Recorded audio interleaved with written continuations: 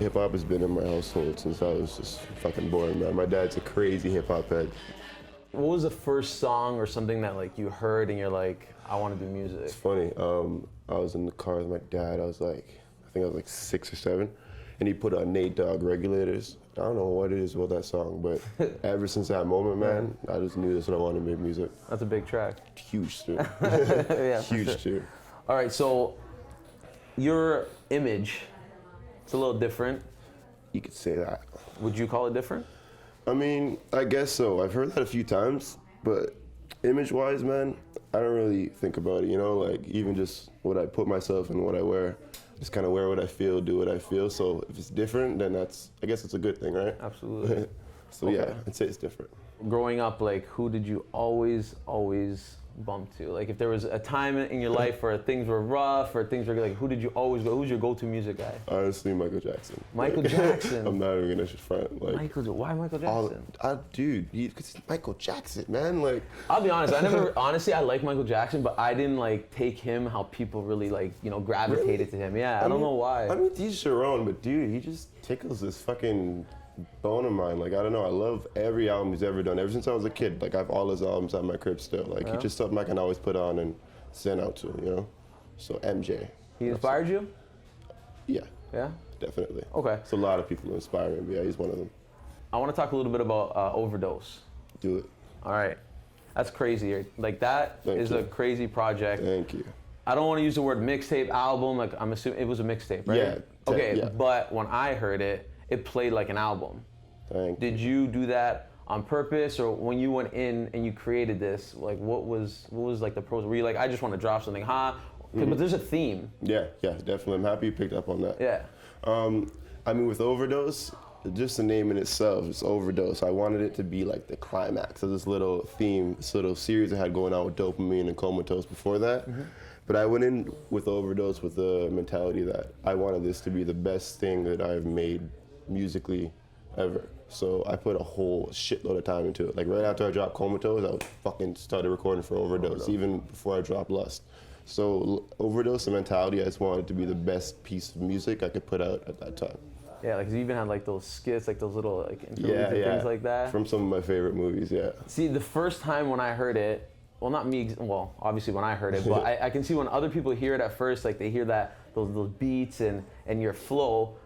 But when I really paid attention to it, there's a lot of substance in it. Like your bar, like you rap, like you don't just make shit that sounds hot, like you rap. Not just a druggie, yeah. No, yeah, but you know what I mean? Like that's the other thing I wanted to ask you. I noticed the reoccurring theme throughout the project is drugs. It's so hard to even describe it because it's like, it's not really such a personal subject because I always talk about it, but like, yeah, in every song. I love getting high, man. Like, I love getting lifted in any way, psychedelic-wise, serotonin-wise, serotonin boosters. It's just a zen that I really am into right now. And I know, like, that it's not something I condone, yeah. Especially creatively. Like, when I go to the lab, either on a come-down or tripping balls or whatever, the vibe is just, it's unmatched. You know, that's the vibe I like to capture when I'm making my music, because when I listen to music, that's typically the vibe I'm in. Like when I really sit down, smoke a J, and just want to zen out, that's the kind of vibe I like, so I pitched that. Has it ever interfered with what you're trying to accomplish though? You know, it's too early to say, but me and my manager have been talking about it recently, and with my next project, because Numb, which is coming out in November, is kind of like, it's a mix of Overdose, but it's kind of giving you a preview to what I can do lyrically. Okay. And my next album, it's gonna be different. You know what I'm saying? It's gonna have the same obviously vibe, but it's gonna be different. Okay. The other thing I noticed with Overdose is like you're just even on like social media, like your imagery, like the images and visuals. Oh yeah. Where does that come from? Because it's a little bit out there. Yeah. I mean, I like to push the envelope with my pictures. You know, I don't want people to look at my stuff and just accept it right off the bat. I kind of want people to look at me like, what the fuck?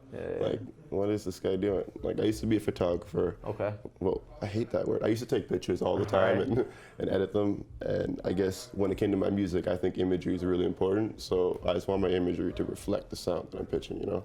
Yeah, no, definitely. There's a tone, and it's all set. It all comes together. So I guess like the imagery, your sound, the material, and the content. Like, do you ever kind of like hear it and you're like, maybe I should have not said that? Or, like, do you ever second guess your material? Oh, all the motherfucking time. Like any song, especially unless it's super new. I just made it this week, and I'm like, it's the best thing ever.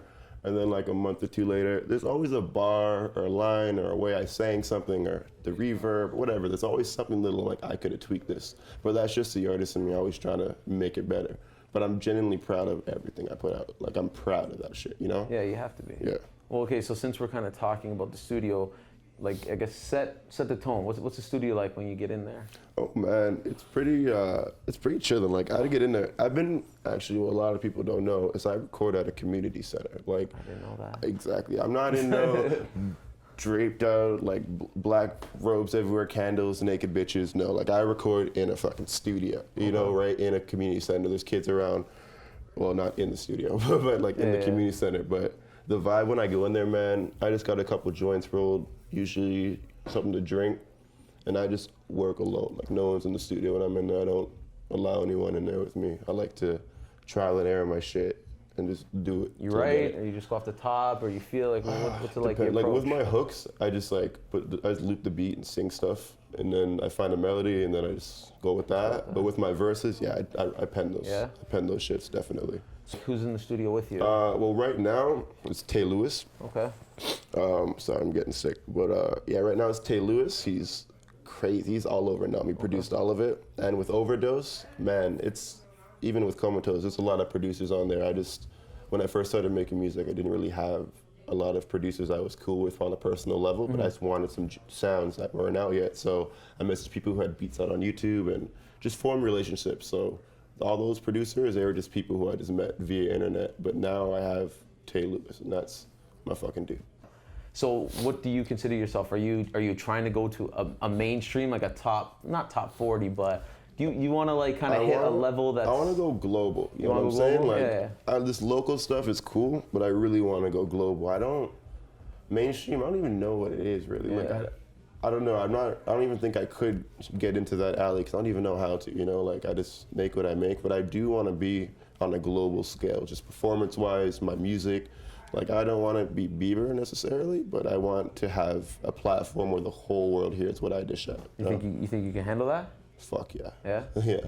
Okay. Definitely. That's crazy. Okay, so you just finished up tour with Flatbush Zombies, Smokers Club tour. tight. How was that? It was crazy, man. You like the road? Oh, fuck yeah. Well, I mean, the driving aspect's cool, but like once you have a weed brown here, you're stoned, it's the best drive ever. Yeah. So it's pretty dope. And the shows themselves were just insane. Like the crowds at those kind of shows are just like cult following. Yeah, absolutely. So whoever is opening for those artists, they show them the utmost amount of respect, you know? So I got so much love. It was crazy. I want some more. Really, eh? Yeah, it was only a little piece of it. But I've heard a lot of people tell me that you learn a lot on the road, even if you're yeah. just watching, observing, even if you're not performing. Yeah, just little things. Just even watching interaction with artists, speaking with artists you were just watching on YouTube a year ago, and then you're in the same fucking room with them, and Yeah, you got to try and not be a fan. Like, it's little things, you know? Like, watching even when I watched the Zombies perform in Montreal, just the energy and intensity they brought to the stage, it was uncanny, you know? I took a lot of notes. A lot of notes on this tour, yeah. So have you noticed growth since you've kind of been touring more heavily? Yeah, well, like in the studio especially, I've been recording a few songs lately. That's got a certain swag about me right now that I'm really just feeling myself. There's one thing I want to ask you. So I read a review on the Smokers Club tour, and someone said that Toronto has its place in hip hop, and no, it doesn't all sound the same. Yeah. I noticed that your sound isn't what people know that Toronto sound. Do you do that on purpose? No, that's the thing. I don't know how to sound I don't know how to make anything other than what I make, you know? Like I'm not the vibe that I pitch. Like I'm not trying to make this music in a sense. I'm not trying to make it sound like this. It's just genuine, you know? Like I make what I feel and it just has this sound. But when I make a song, I really do make an effort to try and like make something I have not heard. You know, I'm not trying to be different. I'm not trying to make a new genre. If you're not making something that's not bringing anything new to the table, then like, why are you even really doing But you're proud to music, be from Toronto. Oh, fuck yeah, Yeah, man. right? Toronto's the best city ever, man. I've said that. Absolutely. It's the world in one city, No, I man. mean Straight that. up. Trust me. Absolutely. Okay, so next up, you're going to be doing some dates with Mac Miller in November? Yeah. That's crazy. I'm excited about that. You a fan of Mac Miller's? It's funny, yeah. I actually, Comatose, I recycled the fuck out of that guy on a few of those tracks. Like, he's a huge inspiration. I'm a really big fan of Mac. Yeah, he's one guy that proved that you can pretty much blow up, like, you know what I mean, Literally, with just and a good fan base. He started the way we're all started, which is just putting videos out, getting that, you know, the homegrown fan base, and then just fucking blew, you know? November 13th, Numb. Yes. So, like, what are your expectations, and what are you assuming that the fans are gonna expect from you? You know what, I don't really have expectations per se. Like, I know that this is gonna be something they're gonna like. Like, I'm so proud of Numb. Like, it's all modesty aside, it's just the best thing I've made. Just as I told you about Overdose, with Numb, it's the same thing. I expect people to feel a little funny about the cover of it. I saw that. What was that about? You wanted that shock value, obviously. Oh, fuck yeah. And it represents the sound of the tape, which is just fucking raw, just bare. Like, I have nothing to hide on this. I'm just saying shit, name dropping. It's all out there, you know? So I wanted the cover to kind of represent that. All right, so I guess the last thing is, if there was one line or one sentence that you can tell to the hip hop world about Dillan Ponders, what would it be? What do I want them to know about me? Okay. Well, what I want you to know is that my next project is gonna take over. And what I want you to know about me is that I'm far from being done. It's not even the beginning. Like, expect a lot more.